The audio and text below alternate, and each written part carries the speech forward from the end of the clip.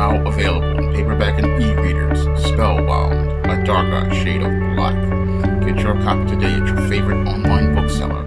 Tennis star Serena Williams is reported to be pregnant by her white boyfriend, and it looks like she's getting ready to follow in the footsteps of that ragdoll dance, entranced in the same way that Janet Jackson and Halle Berry were by their white and non-black men that they were involved with. And I find it funny that every time one of these black female celebrities decides to get pregnant and start a family, it's often with a non-black man or a white man. And I also find it even funnier that these females will talk about their religion on the regular with black men and in black publications. However, whenever it's time to get involved with this white man or this non-black man that they deify, their religion and their relationship with God pretty much goes out of the window.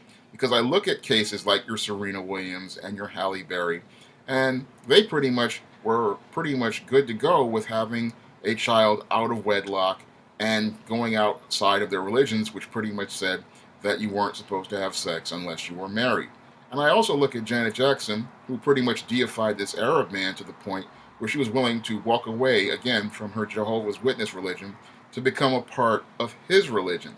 I just find it interesting that these females pretty much, whenever it's time to get involved with a white or a non-black man, they were ready to pretty much throw away all of their culture, their history, and their values just to get involved with this white or this non-black man, such as a Hispanic man, an Asian man, or an Arab man. But when a black man is trying to get involved with them, they will immediately start talking about their religion, their beliefs, their core values, and why this man should really have to wait. However, when it comes time for a white man or a Arab man or a non-black man, all of those values pretty much go out the window.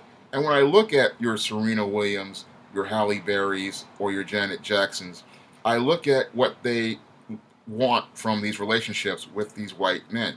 And on the surface, it looks like they're going for resources. And yes, they are going for resources. However, there is another thing that they're going for in these relationships, in addition to going after these males' financial resources. Now, when it comes down to these black women, they often have an ulterior motive when they get involved with these white guys they want to have romantic relationships with. And they're looking to get a prize out of those guys by using their sperm. And that prize that they're looking to get is a biracial child with light skin and good hair. And they believe if they get this child with light skin and good hair, they will have a perfect child, because that perfect child is close to whiteness. And this whole concept of being close to whiteness is something they don't want to talk about, because that would reveal the self-hatred they have for themselves. Because when it comes down to many of these black women, they don't like being black, and they don't like being considered black. They don't like the culture of black. They don't like the identity of black. They don't like black skin. And they're looking for a way to erase that blackness in their progeny. So they go out of their way to go out and have these relationships with these white and Arab and Asian and Indian and Hispanic men to erase their blackness. And they believe if their child is closer to white, what will happen is their child will be this quote-unquote perfect child. Unfortunately, what happens in many cases with these women with these self-hate issues is that they create dysfunctional children.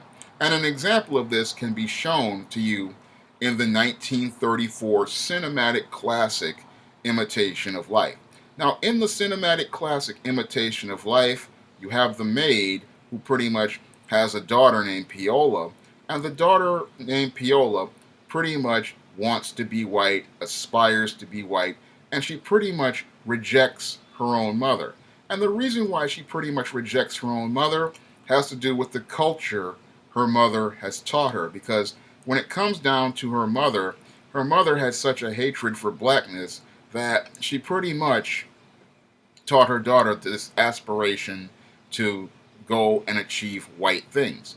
And when we look at Imitation of Life, they'll say on the surface that the maid character pretty much told her, the Lord made you black, but in actuality, you're teaching her to assimilate into white culture by the behaviors she was participating in, by deferring to this white woman, submitting to this white woman, and then saying that this white woman pretty much deifying her and worshiping her as someone of value.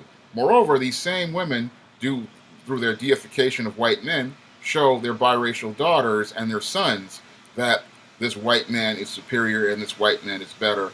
And this pretty much creates a complex in many biracial people that they struggle with, because this black female pretty much teaches them a culture that white is better and that they have to fit themselves into a white box. And that, again, has to do with the culture that this black female teaches them on the regular. So they're sitting there thinking that they're going to make this biracial child a perfect child who is closer to white, but what they really do is teach this child the same self-hatred they have of self, and that's what leads to a lot of the loathing and self-loathing and self-hatred that some biracial people have, and them believing that they have to fit within the mold of this tragic mulatto. Moreover, we also see the insanity that goes on when you have to deal with many of these black women who pretty much raise these biracial children, because they don't think about the world that they have to live in. Because what happens with a lot of biracial people is that they wind up having to deal with more of these dysfunctional black females and their insanity. And I went into this in a chapter of Spellbound where the Matilda Crowley character pretty much ran into the dysfunction and insanity from black females like Chantel and black females who worked at the Kentucky Fried Chicken she worked at. And in the chapter, one of the chapters in Spellbound, I pretty much show you the insanity of this self-hatred, because these females pretty much go out of their way to berate the Matilda character in one chapter.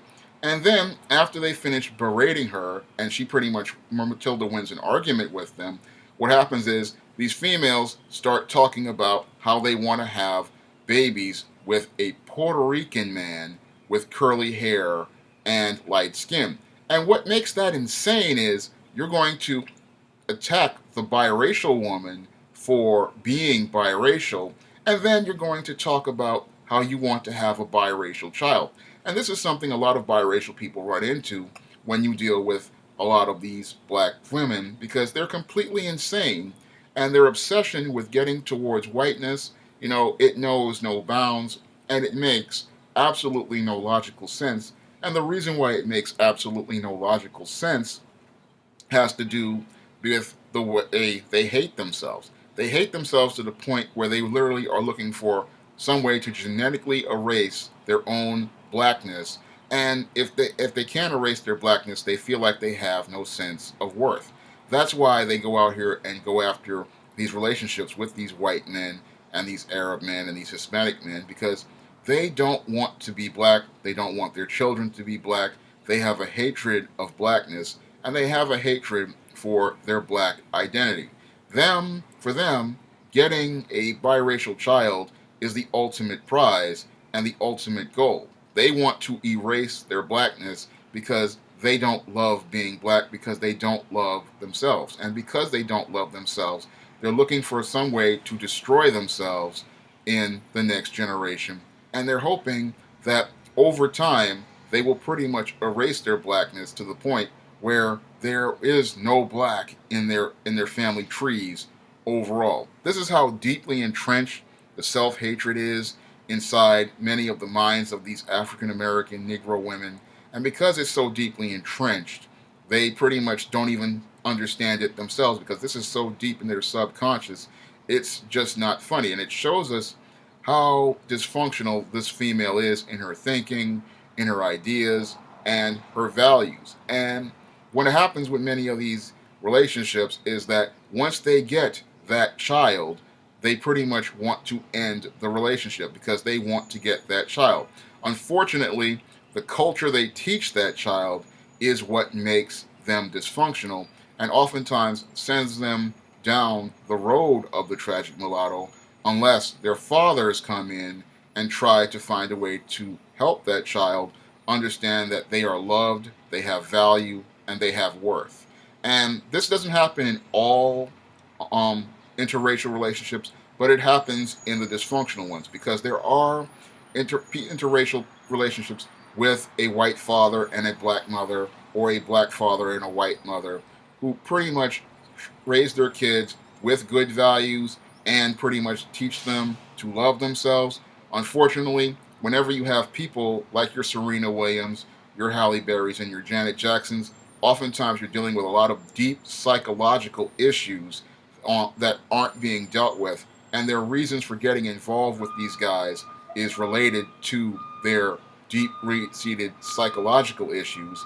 And that pretty much prevents that child from getting the love and their needs met in a constructive fashion.